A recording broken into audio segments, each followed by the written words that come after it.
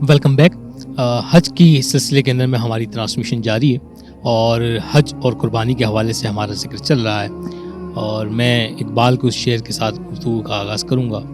کہ یہ فیضان نظر تھا کہ مکتب کی کرامت تھی، یہ فیضان نظر تھا کہ مکتب کی کرامت تھی، سکھائے کس نے اسماعیل کو آداب فرزندی. قربانی جس عظیم نعمت کا نام ہے، اور حضرت ابراہیم علیہ السلام نے جس قربانی کو سر انجام دیا، خود پروردگار قرآن میں فرماتا ہے کہ من قتل نفسا بغیر نفس فقد قتل الناس جميعا، جس نے کسی ایک انسان کو بغیر کسی عوض کے جو ہے وہ قتل کیا، اس نے انسانیت کو قتل کر دیا. پھر وہ پروردگار جو کہ 70 ماؤں سے زیادہ رحیم اور شفیق ہے، اس نے ایک ایسا اقدام، اور وہ بھی اپنے پیغمبر کو، کہ جو کہ بظاہر دیکھنے کے اندر میں اخلاقی، انسانی، سماجی، مذہبی، معاشرتی، ہر طرح کی اقدار سے ایک بالکل پست قسم کا جو ہے وہ اقدام نظر آتا ہے، منافی نظر آتا ہے اس کے. آپ کیا سمجھتے ہیں کہ پروردگار کی منشا اس سے کیا یہی تھی، یا جو ہے وہ پیغمبر اس منشا کا جو ہے وہ مصداق کچھ اور سمجھے؟ اس حوالے سے جو ہے وہ چیزیں، کیونکہ آج کا جو جدید ذہن ہے اس کے ذہن میں یہ سوالات بہت پیدا ہے کہ جی یہ کس طرح کا جو ہے وہ رویہ ہے. کچھ کے لیے تو ٹھیک ہے کہ جو ہے وہ ماننا، جب پروردگار کو مان لیا تو اس کے حکم کے آگے سر نگو کر دیا، سر تسلیم کم کر دیا. جملہ بولنا تو بڑا آسان ہے، لیکن اس درجے کے اندر میں جا کے اس اقدام کو جو ہے وہ سر انجام دینا، اور وہ بھی ایسا کہ جس کے ساتھ جو وہ اتنی ساری چیزیں، لوازمات ہمیں نظر آتے ہوں. آپ اس حوالے سے ہماری کیا رہنمائی فرمائیں گے؟ جزاک اللہ خیر کاشف صاحب. یہ جو آپ نے خاص طور پہ بات ابھی ذکر کی کہ اتنا انتہائی ایک طریقے سے آزمائش کی انتہا ہے کہ جو کہ یہاں پر ہو رہی ہے کہ اپنی اولاد کو لٹانے کا حکم دیا جا رہا ہے اور کہا جا رہا ہے کہ اس کے اوپر جو اپنی چھری جو ہے پھیر دو. اس چیز کو جیسے آپ کہہ رہے ہیں، آپ نے بھی یہ بات کی اور بالکل صحیح کہی کہ آج کا جدید دور کا ایک ذہن جو ہے وہ اس بات کو سمجھنے سے بعض اوقات قاصر ہوتا ہے کہ ایسا کیسے ہو سکتا ہے، ایسا حکم کیسے دیا جا سکتا ہے. لیکن اس میں میری اپنی ناقص رائے میں یہ سمجھتا ہوں کہ اس میں سب سے پہلے آج جو مسئلہ ہے آج کے ایک نوجوان میں، وہ اس بات کو وہ سمجھ نہیں سکا کہ اس دنیا میں ہمیں بھیجے جانے کا مقصد کیا ہے. اس چیز سے ایک ڈسکنیکٹ ہوا، جس کی وجہ سے اب یہ سوال بھی پھر ذہن میں پیدا ہوتے ہیں. تو مختصراً میں اس میں اس بات کو پہلے ذکر کروں کہ اللہ تعالیٰ قرآن میں فرماتا ہے کہ افحسبتم انما خلقناکم عبثا، کیا تم نے یہ گمان کر لیا کہ میں نے تمہیں بیکار پیدا کیا، وَأَنَّكُمْ إِلَيْنَا لَا تُرْجَعُونَ، اور تمہیں میری طرف لوٹ کر نہیں آنا. تو اس حیثیت میں جب بندہ سوچے کہ یہاں مجھے پیدا کیا گیا تو یہ انتہا نہیں ہے دنیا، بلکہ اس کے بعد ایک اور دنیا ہے، اور وہ پھر اس دنیا کا پھر مقصد سمجھ میں آتا ہے. قرآن میں اللہ جب فرماتا ہے سورۃ الملک میں کہ الذی خلق الموت والحیات لیبلوکم ایکم احسن عملا، کہ تم میں سے کون ہے جو اچھے اعمال کرتا ہے. یہاں پہ جو لفظ ہے غور کرنے کا، لیبلوکم، یہ بلا کا لفظ، ابتلا کا لفظ، یعنی اللہ کا اس کائنات کو پیدا، اللہ تعالیٰ کا اس کائنات کو پیدا کرنے کا جو مقصد تھا وہ یہی تھا کہ ہماری آزمائش لی جائے. اور اس آزمائش کی جو انتہا ہے، ہر انسان اس آزمائش سے گزرے گا. اس امتحان کی ایک انتہا جو ہے وہ حضرت ابراہیم علیہ السلام کی زندگی ہے. جس طرح علامہ صاحب نے بہت خوبصورتی سے بیان کیا کہ وہ بچپن سے امتحان شروع ہوتا ہے، اپنے والد کے سامنے چیلنج کرتے ہیں کہ یہ جو بتوں کی عبادت کی جا رہی ہے وہاں سے آپ شروع ہوں، اور اس کے بعد پھر بادشاہ کے سامنے کلمہ حق کہتے ہیں، اور اس کے بعد آگ میں ڈال دیا جاتا ہے، اور اس کے بعد پھر اس کی انتہا یہ ہے کہ اللہ معذرت تو بادشاہ کے سامنے کلمہ حق وہ ادا کرتے ہیں، اور اس کے بعد پھر اس کی انتہا یہ کہ جب آگ میں ڈال دیا وہاں سے بھی اللہ تعالیٰ نے سلامت نکال لیا، اور پھر بالآخر اللہ تعالیٰ وہ انتہائی حکم دیتے ہیں آزمائش کا کہ جو ہے وہ جزاک اللہ خیر، اللہ تعالیٰ یہ حکم دیتے ہیں کہ اپنے بیٹے اور اپنی بیوی کو لے کر چلے جاؤ اور بے آب و گیا صحرا میں چھوڑ کے آ جاؤ. وہاں پر بھی اللہ سوال نہیں کرتے کہ اللہ ایسا کیوں حکم دے رہے ہو، کیسے ان کی سلامتی کا سامان کیسے ہوگا. اور پھر اب وہ بیٹا جب جوان ہوتا ہے تو اللہ تعالیٰ فرماتے ہیں فلما بلغ معہ السعی، کہ اب وہ جو ہے وہ بلاغت کو پہنچتے ہیں، تھوڑے بڑے ہوتے ہیں، تو اب وہ اللہ تعالیٰ ان کو خواب میں یہ حکم دے دیتے ہیں کہ اپنے بیٹے کو ذبح کرو. اور وہاں پر جو ہے وہ اپنے بیٹے سے جب اس حکم کو جو ہے وہ بیان کرتے ہیں تو کہتے ہیں کہ انی ارا فی المنام، میں نے ایک خواب دیکھا ہے انی اذبحک کہ میں تمہیں ذبح کر رہا ہوں، فانظر ماذا تری، تو بیٹا تم بتاؤ کہ تمہاری کیا رائے ہے۔ اب وہ بیٹا بھی کس کا ہے؟ ابراہیم علیہ السلام کا بیٹا، اور وہی ان کی تربیت جو ابراہیم علیہ السلام کی ہے۔ تو وہ جوان بیٹا کہتا ہے کہ یا ابت افعل ما تؤمر، جیسا علامہ صاحب نے بیان فرمایا بڑی خوبصورتی سے۔ تو یہ اب آپ اگر غور کریں تو یہ پوری آزمائش تھی ان کی زندگی، اور اللہ تعالیٰ پھر ان کو سرٹیفکیٹ دیتا ہے کہ ہم نے جو ہے ان سے بڑی عظیم امتحان لیے، لیکن وہ ان امتحانات میں کامیاب ہو گئے۔ اب میرے اور آپ کے لیے اللہ تعالیٰ نے یہ امتحان نہیں رکھا کہ ہم اپنی اولاد کے اوپر چھری پھیریں، اللہ تعالیٰ نے اس بات کا امتحان نہیں لیا، لیکن قربانی جو تھی اس کے پیچھے فلسفہ کیا تھا کہ جو اپنی محبوب چیز ہے اس کو لٹا دو،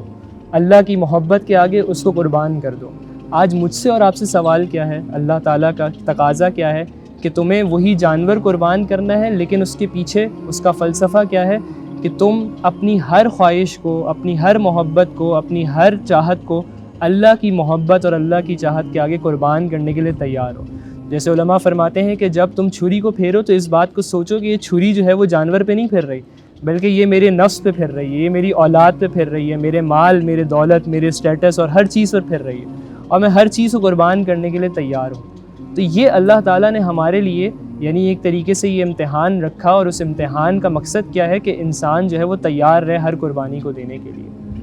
یہ میرے نظر میں جو ہے یہاں پر اس قربانی کے پیچھے جو فلسفہ ہے، اور آج جو ہمارے لیے سنت جاری ہوئی، اس کے پیچھے مقصد وہی ہے کہ جو ابراہیم علیہ السلام کی آزمائش تھی، اسی آزمائش کی یاد بھی تازہ کی جائے، اور ساتھ ساتھ جو ہے وہ ہمارے لیے بھی ہر سال جو ہے وہ ایک یاد دہانی ہو کہ ہم بھی اسی امتحان سے گزر رہے ہیں۔ میں علامہ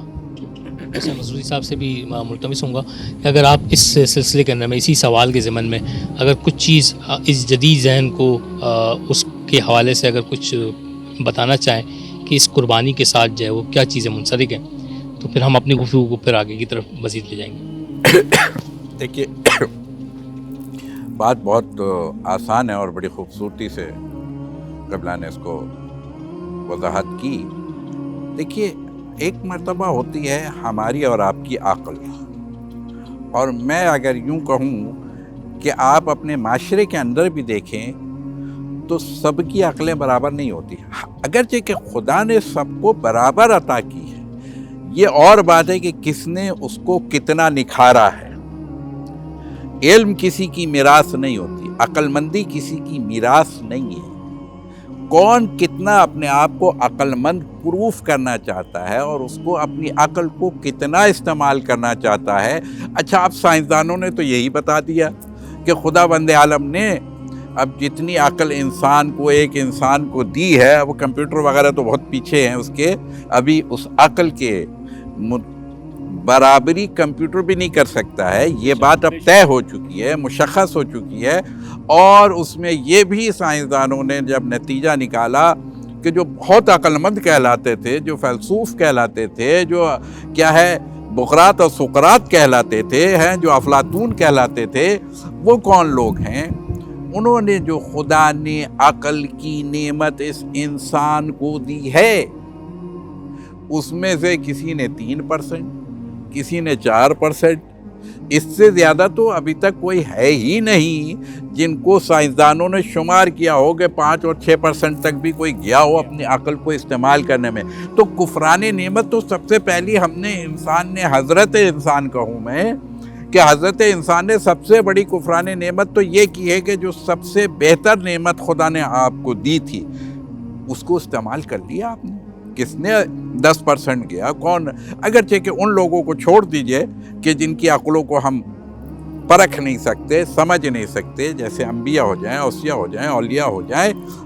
ائمہ طاہرین ہو جائیں، وہ ایک علیحدہ بحث ہے، ادھر نہیں جانا چاہیے۔ لیکن انسان کی حدود کے اندر جب ہم اپنے معاشرے کو دیکھتے ہیں تو لوگ نے استعمال ہی نہیں کیے۔ تو عقل کا پیمانہ کیا میری سوچ کا نام عقل کل ہے یا اجتماعی سوچ کا نام؟ تو پھر میں کہوں گا کہ مجھے اس بچے سے پوچھ کے بتا دیجئے جس کو پیرنٹ جو ہے پکنک پہ نہیں جانے دیتے، نہیں بیٹا کل تمہارا پیپر ہے، بیٹھ کے پڑھو، قربانی ہے نا، رات بھر جاگ رہا ہے بچہ، دن بھر محنت کر رہا ہے، اسکول کیوں بھیجتے ہیں آپ؟ یہ مشقت، گرمی اتنی سخت ہے، وغیرہ وغیرہ مشکلات ہیں، زحمات ہیں، اور اگر اسٹڈی کے لیے آپ ابراڈ تک بھیج رہے ہیں، کیوں؟ خدا نخواستہ وہاں پر بھی تو ایک قربانی ہی ہے نا، لیکن اچیومنٹ کے لیے قربانی کے بغیر اچیومنٹ نہیں ہے۔ بہت آسان الفاظ میں کہا جائے گا کہ اگر آپ کچھ اچیو کرنا چاہتے ہیں تو پھر اپنے آپ کو قربان کرنا پڑے گا۔ تو یہ چیز، البتہ رب سے یہ امید رکھنا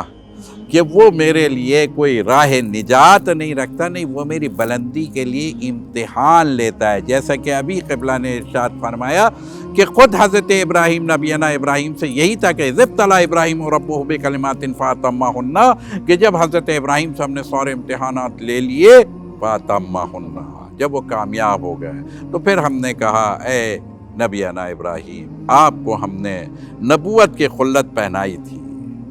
آپ نے وہ کام کر دکھائے کہ اب میں آپ کو تاج امامت بھی پہنا رہا،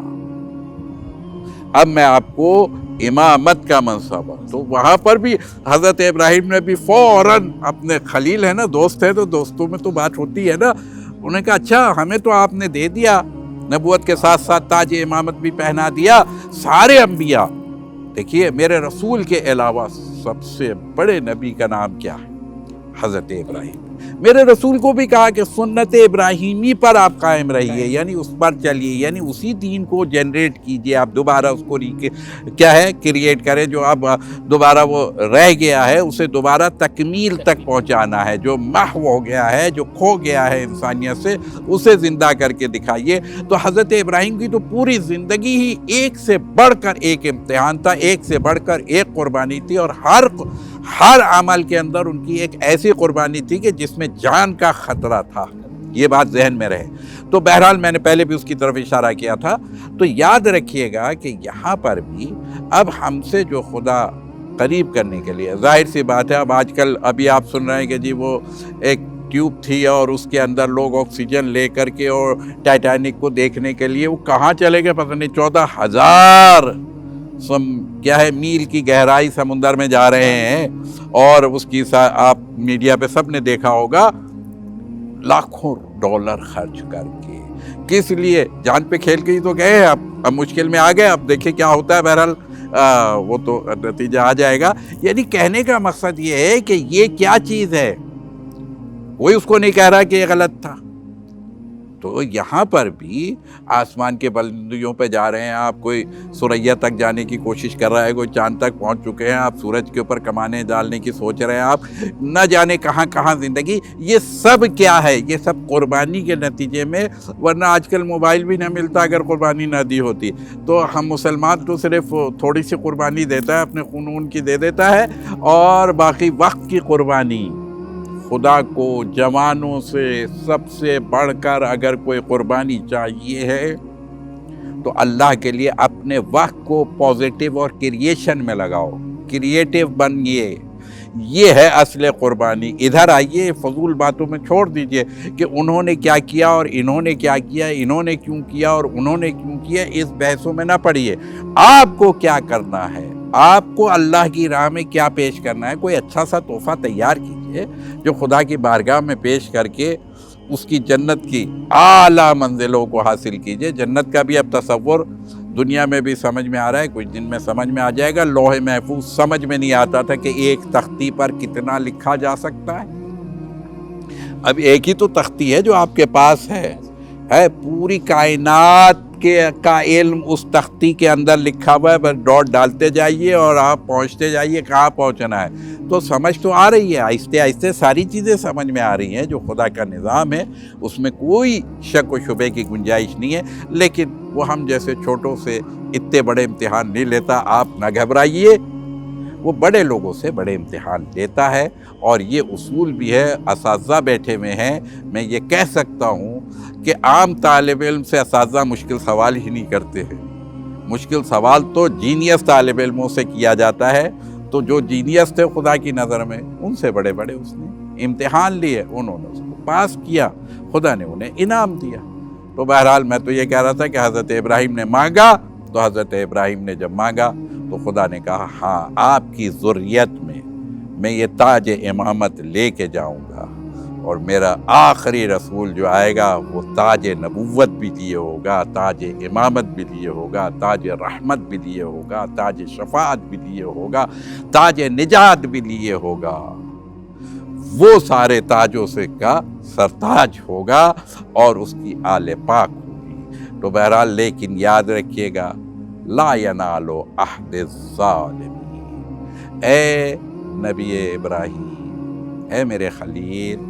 یہ آپ کی ذریت میں امامت کا تحفہ جائے گا مگر ظالم کے پاس نہیں جائے گا۔ ہمیشہ مظلوم کے ساتھ رہیے، یہی سب سے بڑی قربانی۔ بہت ہی خوبصورت بات کی۔ ہماری گفتگو کا سلسلہ جاری ہے اور ہم لیتے ہیں یہاں ایک چھوٹا سا وقفہ، اور وقفے کے بعد اپنی اس گفتگو کو اختتامی مراحل کی طرف لے کے جائیں گے۔